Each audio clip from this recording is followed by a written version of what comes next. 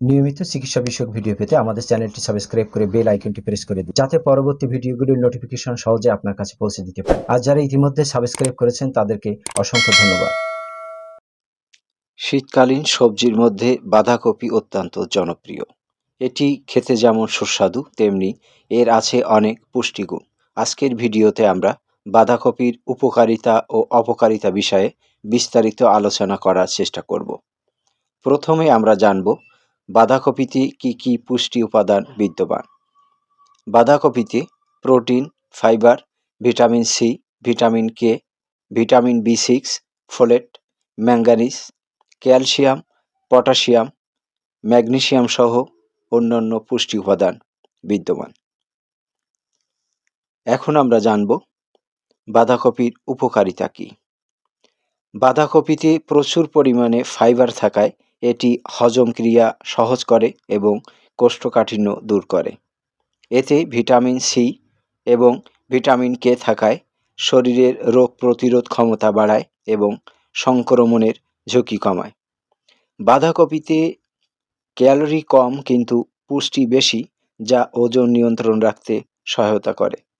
এটি রক্তচাপ নিয়ন্ত্রণ রাখতে সাহায্য করে এবং হৃদরোগের ঝুঁকি কমায়। বাঁধাকপি, বিশেষ করে লাল বাঁধাকপিতে থাকা উপাদান, ক্যান্সার কোষের বৃদ্ধি রোধ করতে সাহায্য করে। এর অ্যান্টিঅক্সিডেন্ট এবং ভিটামিন ত্বক উজ্জ্বল রাখে এবং অকাল বার্ধক্য রোধ করে।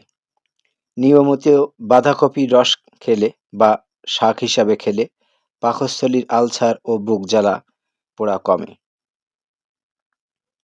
এখন আমরা জানব বাঁধাকপির অপকারিতা কী।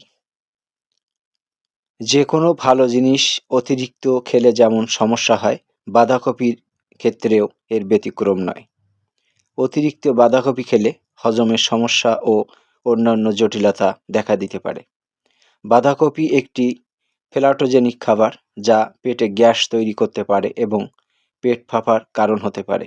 এতে থাকা গয়ট্রোজেন থাইরয়েড ফাংশনে বাধা দিতে পারে, বিশেষ করে যাদের থাইরয়েডের সমস্যা আছে বা আয়োডিনের অভাব রয়েছে তাদের ক্ষেত্রে। অতিরিক্ত গাজানো বাঁধাকপি যেমন সাওয়ারক্রাউট খেলে ডায়রিয়া হতে পারে।